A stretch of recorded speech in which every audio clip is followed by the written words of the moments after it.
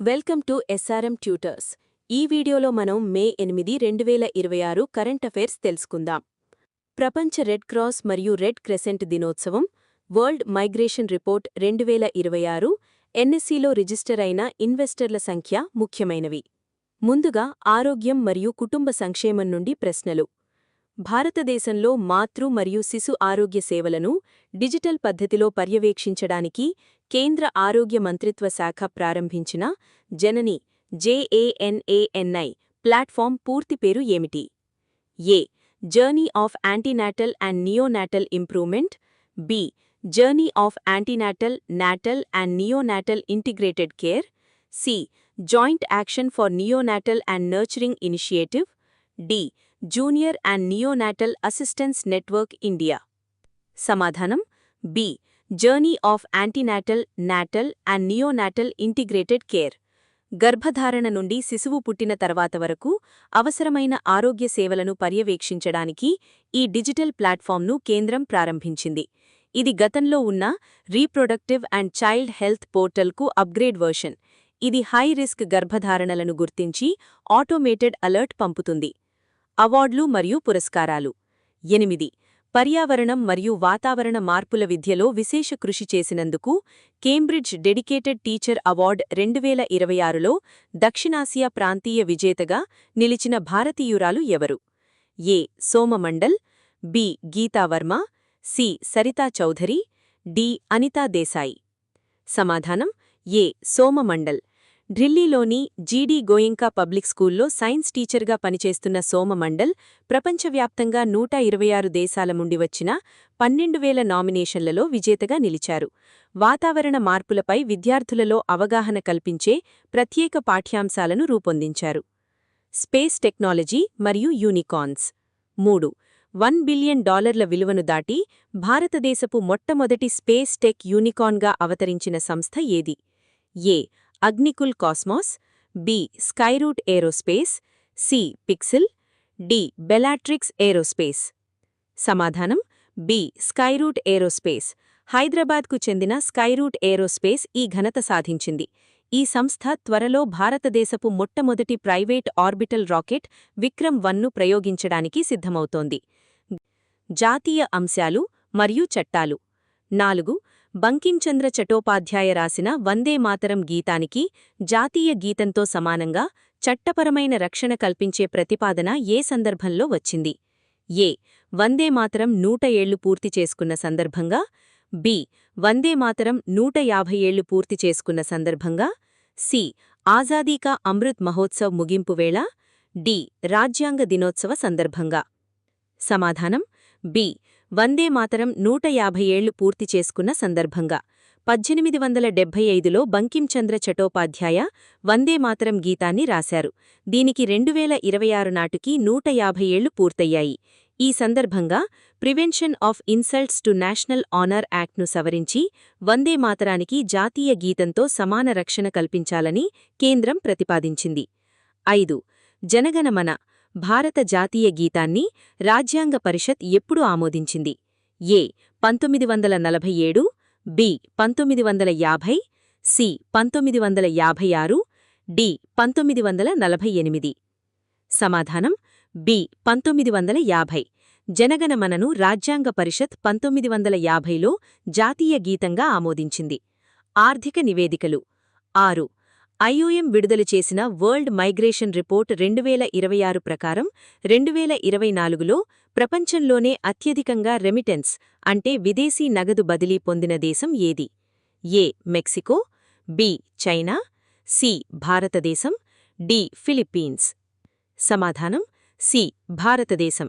భారతదేశం 2024లో 137 బిలియన్లను పొందింది. సుమారు 11.4 లక్షల కోట్ల రూపాయలతో ప్రథమ స్థానంలో నిలిచింది. 100 బిలియన్ల మైలురాయిని దాటిన ప్రపంచంలోనే ఏకైక దేశం భారతదేశం మాత్రమే. 7. ట్రూకాలర్ నివేదిక ప్రకారం ప్రపంచంలోనే అత్యధికంగా స్పామ్ కాల్స్ ద్వారా ప్రభావితమైన దేశాల జాబితాలో భారతదేశం ఎన్నవ స్థానంలో ఉంది? ఏ. మొదటి స్థానం. బి. 3వ స్థానం. సి. 5వ స్థానం. డి. 10వ స్థానం. సమాధానం సి. 5వ స్థానం. ప్రపంచవ్యాప్తంగా స్పామ్ కాల్స్ సమస్యలో ఇండోనేషియా మొదటి స్థానంలో ఉండగా భారతదేశం 5వ స్థానంలో నిలిచింది. 8.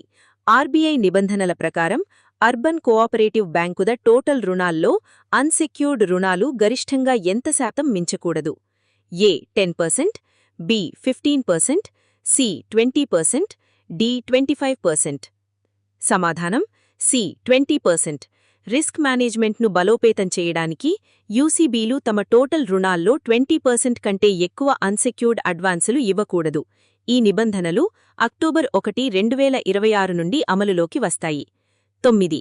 నేషనల్ స్టాక్ ఎక్స్చేంజ్లో రిజిస్టర్డ్ ఇన్వెస్టర్ల సంఖ్య ఇటీవల ఎంత మార్కును దాటి రికార్డు సృష్టించింది? ఏ 5 కోట్లు, బి 10 కోట్లు, సి 13 కోట్లు, డి 15 కోట్లు.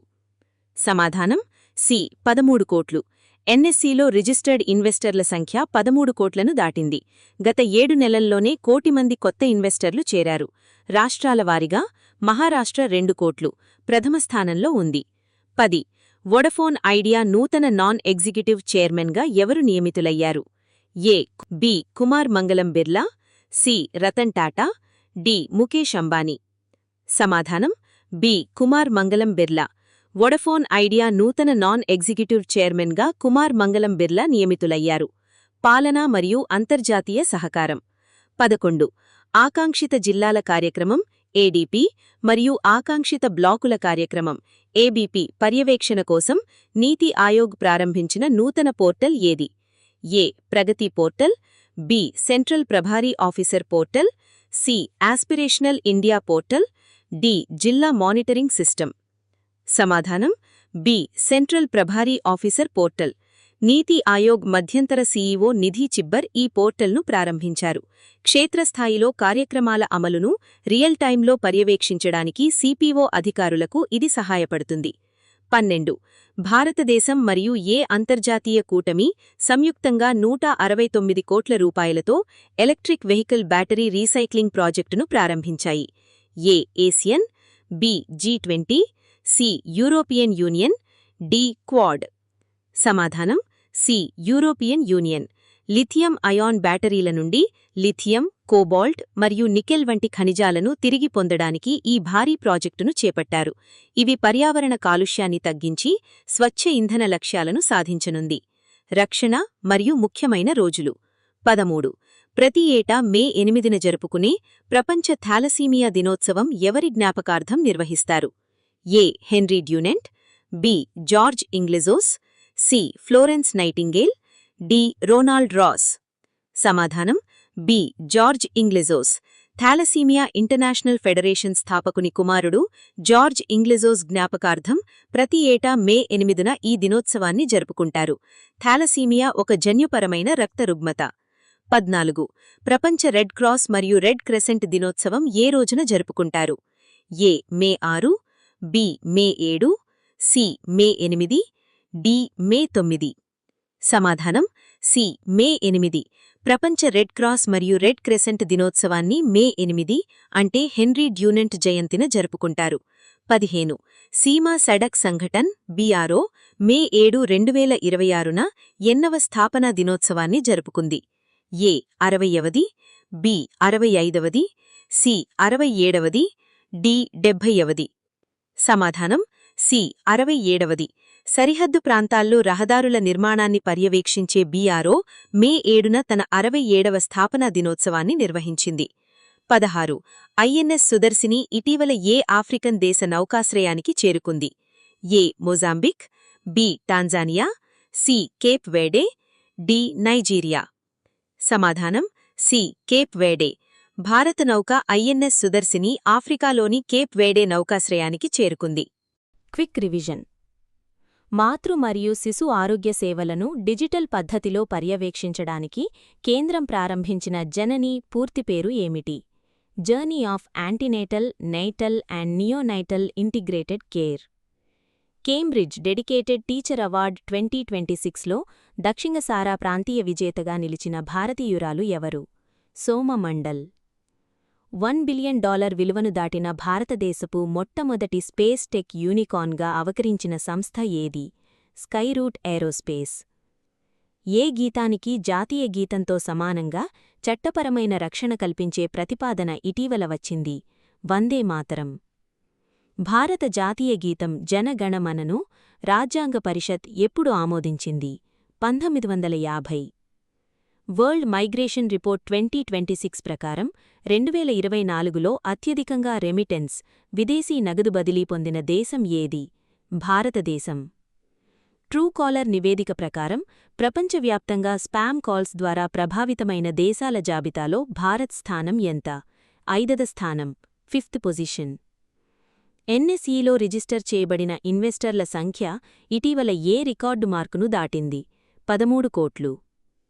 ఆర్బీఐ నిబంధనల ప్రకారం అర్బన్ కోఆపరేటివ్ బ్యాంకుల మొత్తం రుణాలలో అన్సెక్యూర్డ్ రుణాలు ఎంత శాతం మించకూడదు? 20%. వొడాఫోన్ ఐడియా నూతన నాన్ ఎగ్జిక్యూటివ్ చైర్మన్గా ఎవరు నియమితులయ్యారు? కుమార్ మంగళం Birla. EV battery recycling project కోసం భారతదేశం ఏ అంతర్జాతీయ కూటమితో ఒప్పందం చేసుకుంది? European union (EU). భారత నౌక ఐఎన్ఎస్ సుదర్శిని ఇటీవల ఏ ఆఫ్రికన్ దేశ నౌకాశ్రయానికి చేరుకుంది? Cape Verde.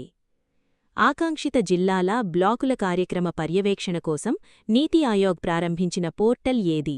Central Prabhari officer (CPO).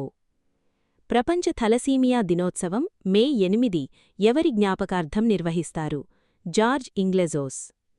ప్రపంచ రెడ్ క్రాస్ మరియు రెడ్ క్రెసెంట్ దినోత్సవం ఏ రోజున జరుపుకుంటారు? మే 8. సీమా సడక్ సంఘటన్ BRO మే 7, 2026న ఎన్నవ స్థాపనా దినోత్సవాన్ని జరుపుకుంది? 67వ. ఈ వీడియో మీకు నచ్చితే లైక్ చేయండి, మీ ఫ్రెండ్స్తో షేర్ చేయండి. మరిన్ని డైలీ అప్డేట్స్ కోసం మన ఛానల్ని సబ్స్క్రైబ్ చేసుకోండి. రేపటి క్లాస్లో మళ్ళీ కలుద్దాం. All the best. మీరు ఈ కరెంట్ అఫైర్స్ని ప్రాక్టీస్ చేయాలి అనుకుంటే ప్లీజ్ విజిట్ srmtutors.in వెబ్సైట్. ఫ్రీగా రోజువారీ కరెంట్ అఫైర్స్ టెస్ట్ ఇంకా GK bits, daily jobs information గురించి తెలుసుకోండి. దయచేసి మా ఛానల్ను సబ్స్క్రైబ్ చేసుకోండి. వీడియో యూస్ఫుల్గా ఉంది అనిపిస్తే ఒక లైక్ చేసి మీ ఫ్రెండ్స్కి షేర్ చేయండి.